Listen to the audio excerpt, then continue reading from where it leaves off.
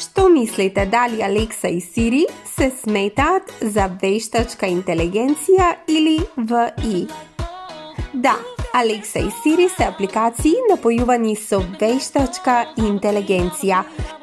Тие се подпираат на обработка на природен јазик и машинско учење, две подгрупи на вештачка интелигенција, за да ги подобрат перформансите со текот на времето.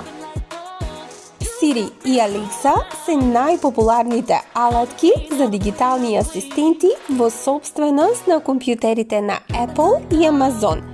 Соодветно, и многу технологии за вештачка интелигенција, како обработка на природен јазик, препознавање глас и машинско учење се користат во овие алатки за иновативно да ги сервисираат корисниците.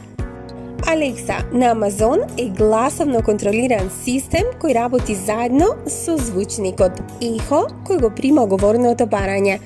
Способноста за вештачка интелигенција во Алекса му овозможува на корисникот да го изговори барањето и да добие одговор без да мора да допре екран или да притисне копче.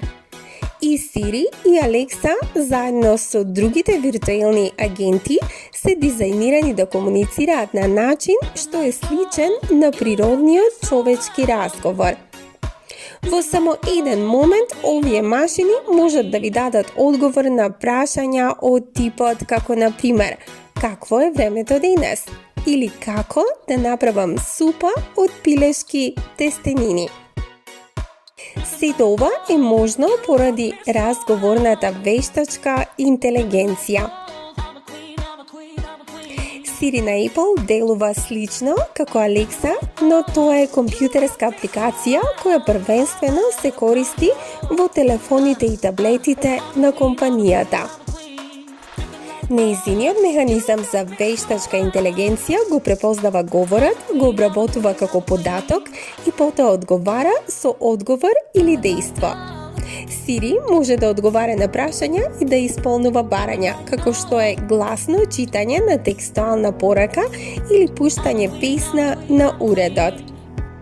Студијата за вештачка интелигенција започна со трудот напишан во далечната 1950 година од британскиот математичар Алан Тјуринг. Тјуринг направи тест за да одлучи дали компјутерот е интелигентен и тоа беше успешно. Од тогаш па навамо, вештачката интелигенција се повеќе расте и се развива и се применува во многу различни сфери од човековиот живот.